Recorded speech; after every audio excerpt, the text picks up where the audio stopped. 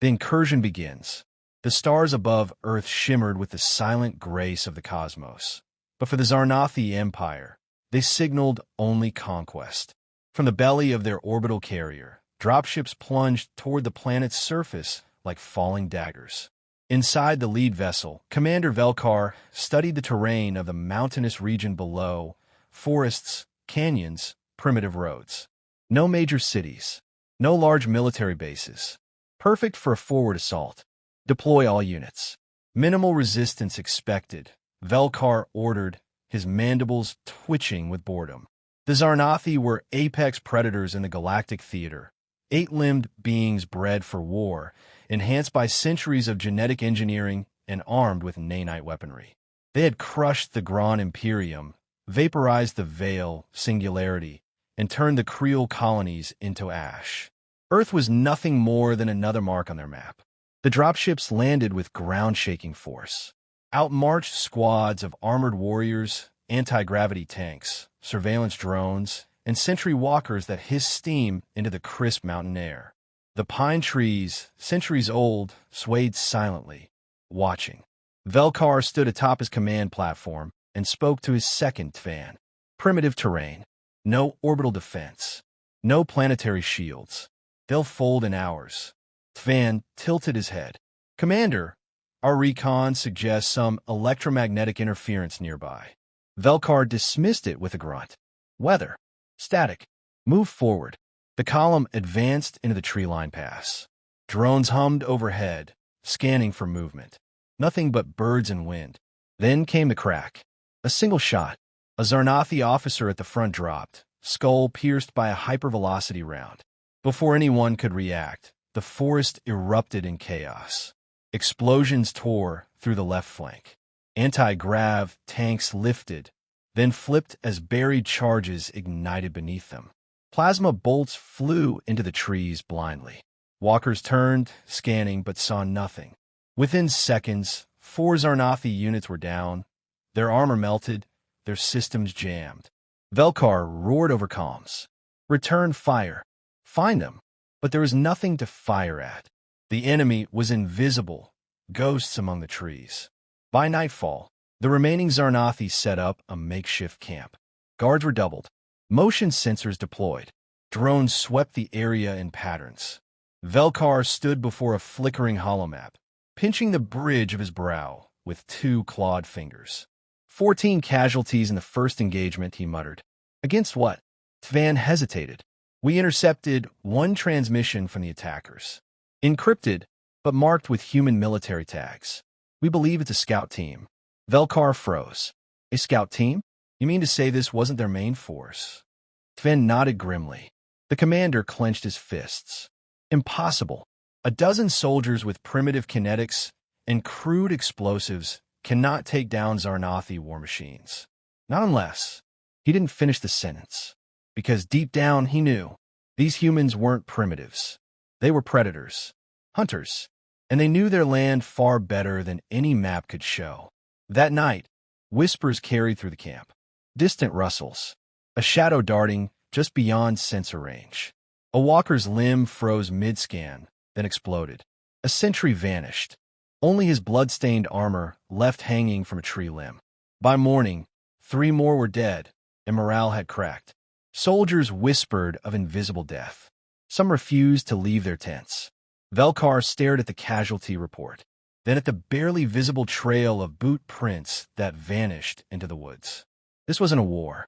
It was a message, and it read, "We see you. We are watching, and you have no idea what's coming." He didn't know it yet, but his invasion was already over, and the humans hadn't even sent their army. Ghosts in the forest. Lieutenant Morgan Vale pressed his body into the cold, moss-covered ground, eyes locked on the column of Xarnathi soldiers below. Through his scope, he watched one of them bark out something in their guttural, clicking tongue. The aliens were fanned out now, more cautious, no longer marching with the arrogance of invaders. That was good. Fear was setting in. 2 more walkers, Grid Echo 7, whispered Corporal Singh over the comm. Vale responded with a click. No words. No need. The unit operated like a machine, efficient, silent, and lethal. They were 12 strong. officially designated Recon Team Delphi 9, but most just called them Ghosts. Special forces trained in long-range operations, sabotage, and asymmetrical warfare. On paper, they were scouts, sent to observe and report. But Earth had long since accepted that observation often required the removal of obstacles. And the Xarnathi? They were a very large obstacle. Vale tapped his data slate. Targeting software lit up as he marked a weak point beneath the walker's rotating joint. Singh's launcher whined softly, a modified rail spike designed for silence and speed. Tum! The spike tore through the underbrush, hit the joint, and detonated milliseconds later. The walker's leg buckled. It toppled sideways, crushing a transport drone and scattering the Xarnathi below. The unit repositioned instantly, disappearing into the thick forest. 5 minutes later, they were a kilometer away. No trails, no noise, just shadows. They moved like predators, never staying in one place for long, always observing. Their HUD showed environmental conditions, heat maps, movement trails. Most of that tech was homemade, cobbled together by engineers and hackers who knew Earth's military budget wouldn't match alien empires. So they used something better than money, desperation and ingenuity. Vale tapped his comm report. "All good," came Staff Sergeant Avery's voice. "We ghosted their supply convoy near the ridge. Planted 2 firecrackers for tomorrow. Casualties? None. Ammo. Running light. 2 charges left, 1 rail spike. I've been collecting alien munitions, but compatibility's spotty." Vale nodded to himself. "We adapt. We keep pressure. They break." He believed that. He had to, because they were alone out here. Earth's military high command hadn't expected a full-scale invasion. Not so soon. They thought there'd be probes, scouting drones. By the time the first Xarnathi landers hit the dirt, only a handful of recon teams were already deployed. The rest of Earth's defense forces were still scrambling to mobilize. So Delphi 9 had done what humans did best: survive, adapt, and punch far above their weight class. Vale crouched behind a tree and watched another alien patrol pass. Their movements were slow, hesitant. The once proud soldiers were twitchy, spooked by their own shadows. He didn't blame them. For every Xarnathi shot fired, 10 never found a target. Their sensors were jammed. Their scanners fed them false heat signatures and phantom readings. Delphi 9 had sown chaos, and chaos was winning. Singh joined him, crouched low. "Sir, you need to hear this." She handed over her headset. A faint alien transmission was playing, partially decoded, translated by one of their AI snippets. "Commander says primary opposition. Not standard infantry. Tactical pattern indicates elite force presence." Vale smirked. "They think we're special forces. We are special forces. They think we're the special forces. As in all of them." Singh snorted. "Guess we're doing something right." Another boom echoed in the distance. A plume of smoke curled upward where Sergeant Avery's firecracker had gone off. Likely a supply walker, maybe a fuel cache. Another Xarnathi resource reduced to ash. Back at the alien camp, Commander Velkar stared at maps that no longer made sense. Every attempt to flank, to push forward, to scout, was met with disaster. It was as if the forest itself had turned against him. Soldiers reported whispers. Equipment went haywire. Drones vanished mid-flight. Velkar's confidence cracked with each report. "How many are we facing?" he demanded. Tvan answered, barely able to hide the tremor in his voice. "Estimates suggest less than 20. Possibly only 1 team." Velkar's mandibles clicked in disbelief. "That is not possible. We've lost 4 full units." Silence. He looked toward the dark forest again. He couldn't see them, couldn't hear them, but they were there, watching, waiting, breaking the invaders. The rain had started to fall, thin, cold needles slicing through the trees, but the humans didn't slow. Lieutenant Vale's team moved like water, soaking into the terrain, reshaping themselves with every shift in the Xarnathi lines. At a ridgeline above the valley, Vale peered through his monocular. Below, a Xarnathi convoy crept forward, 6 grav transports, 2 walkers limping from previous ambushes, and what looked like a command crawler loaded with critical supplies. Vale keyed to comm. Targets confirmed. Phase 3 in motion. Downhill, Corporal Reyes finished planting the last of the pressure spikes. He wiped the rain from his visor and nodded. All set. Triggers synced. The plan was simple. Hit their logistical throat. Not just kill, cripple. Cut off fuel, food, and communications. Leave them stranded and scared. Vale checked his watch. 10 seconds. He counted silently. 3, 2, 1. Boom. The convoy erupted. First, a transport vanished in a fireball, tossed into the air like a toy. Then a pressure spike lifted a walker's leg high before it crashed sideways into a boulder, crushing half a squad. Plasma fire lit the valley, wild and uncontrolled. The scout team didn't wait for the dust to settle. Avery's squad opened fire from the tree line. Using repurposed Xarnathi rifles they'd scavenged and rewired. Purple bolts sliced through alien armor, followed by explosive-tipped rounds from the human rail rifles. Vale joined the assault, leading a flanking maneuver that struck the rear of the convoy. The command crawler tried to turn, but a shaped charge detonated beneath it, splitting it in half. Within 2 minutes, it was over. Smoke. Ash. 16 Xarnathi dead. Supplies reduced to slag. No human casualties. Vale crouched by a dying alien, its breathing labored, blood hissing on the cold stones. The creature stared up at him with disbelief. "You were never ready for Earth," Vale said quietly. "Not even close." He stood and rejoined his team. Back at the alien field HQ, panic set in. Commander Velkar slammed his fist onto the holodable, sending equipment skittering across the floor. The images before him flickered, static-laced drone feeds, distorted heat maps, blank areas where entire squads had disappeared. He turned on Tvan. "Explain to me how a dozen humans destroyed our central convoy." Tvan flinched. "Commander, they're using terrain, weather, and electronic interference against us. Our drones are blind, our communications jammed. They know every inch of this forest. And our men... Breaking, sir. Patrols are refusing to leave camp after nightfall.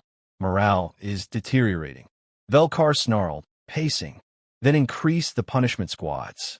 "Discipline them." Tvan hesitated. "Commander, 2 punishment squads were ambushed last night. The humans left messages." Velkar stopped. "Messages?" Tvan pulled up a blurry photo from a drone before it went dark. Carved into a Xarnathi transport's armor, scorched and smeared in blood, were the English words. "This is just recon." Velkar stared at it, eyes wide. His breathing grew shallow. This can't be their full force." "No, sir," Tvan said quietly. "Based on intel, we believe it's only a forward scout unit. 12 humans. Possibly fewer now." Velkar's mandibles twitched. The full weight of realization crashed down on him. They hadn't even met Earth's army. Not yet. Later that night, Delphi, 9 huddled in a sheltered cave, a small fire flickering between them. Their faces were gaunt, armor-scarred, eyes sharp and alert. They'd taken a few hits. Reyes had a cracked rib, and Singh's suit was patched with tape and grit. But they were alive. More than that, they were winning. Vale stared at the flickering flames. "They're scared now." Avery smirked. "Damn right they are. They came here expecting a soft target. Got a hell they didn't understand." Reyes winced as he adjusted his side. "Still, we're low on everything. Ammo, meds, power packs. We can't keep this up forever." Vale nodded slowly. "We won't have to. Command's moving. Reinforcements will come. We just need to hold until then." He looked out toward the black woods, where alien patrols crept and watched, never daring to engage. "And when Earth sends the real fight," he added, "there won't be enough Xarnathi left to tell the story." The team fell silent. Somewhere out in the night, another explosion rumbled, one they hadn't set. Reinforcements, perhaps? Or just another misstep by frightened invaders. Either way, the ghosts of the forest were not done yet. The truth revealed. The Xarnathi command ship hovered high above Earth's atmosphere, shrouded in black clouds and tension. Inside the high chamber, Admiral Threx, supreme commander of the invasion initiative, stood before a holographic feed of the battlefield below. Static laced the transmission again. "Reconnect to Velkar's camp," Threx demanded. The comms officer hesitated. "Sir, there's no camp anymore." Threx turned slowly. "Explain." "Latest data shows complete signal loss. Thermal scans show multiple fire signatures. It appears," the officer gulped. "It appears they were overrun." Threx's mandible stiffened. "By what?" "Earth's primary military." The officer paused.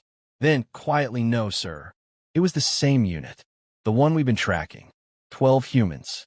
Scout class." The silence in the chamber was crushing. Every ranking officer looked at one another in disbelief. 12. Threx repeated. "Yes, Admiral." On the surface, the rain had stopped. The fires from the convoy still smoldered behind them, casting dull orange light through the thinning mist. Lieutenant Vale crouched atop a mossy ridge, scanning the horizon. Behind him, Delphi 9 was preparing for extraction. A gunship's engine thrummed in the distance. Finally, reinforcements were inbound. Vale's comm crackled. "This is Griffin 1, on approach. Eyes on you, ghosts. Sit tight." He exhaled a shaky breath. "Copy that, Griffin 1. LZ is hot, but stable." Reyes limped up beside him. "We leaving?" "Yeah." Orders came through. "They're pulling us out before full engagement begins." Reyes squinted at the scorched terrain. "Feels like we already had full engagement." Vale looked at him and smiled faintly. "That's the point." He turned back toward the horizon. In the far distance, streaks of flame cut through the sky. Drop pods. Earth's military was finally descending. And they weren't scouts.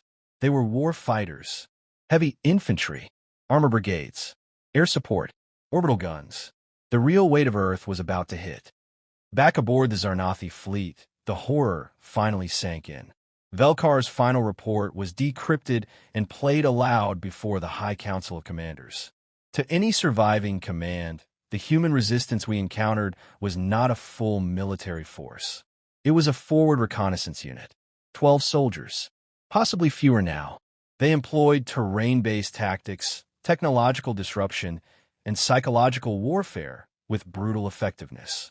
We lost over 180 troops for armored walkers, 3 convoys, and a forward operations base.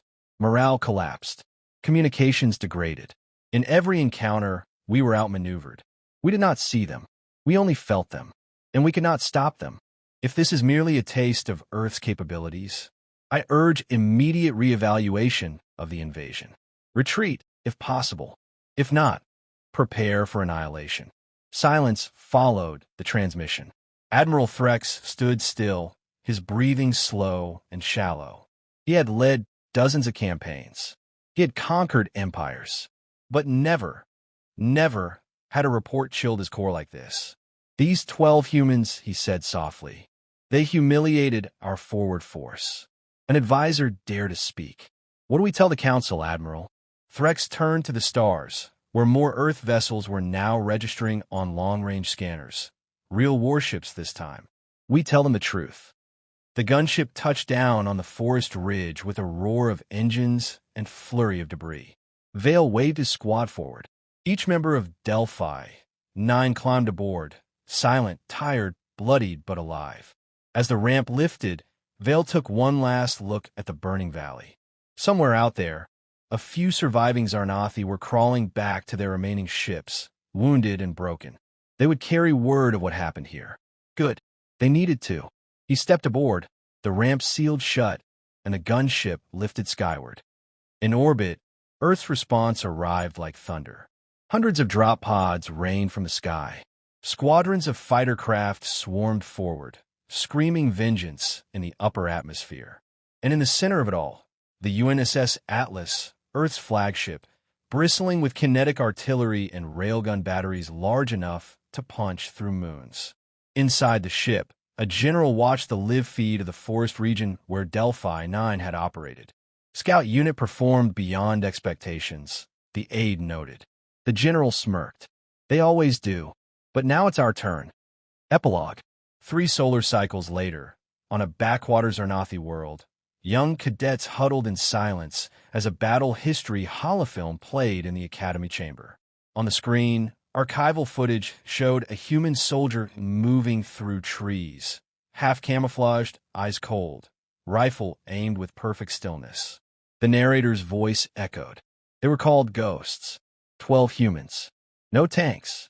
No air support. Just fury, precision, and silence. We thought we were fighting Earth's army. We were wrong. We only faced a scout unit. And still we lost.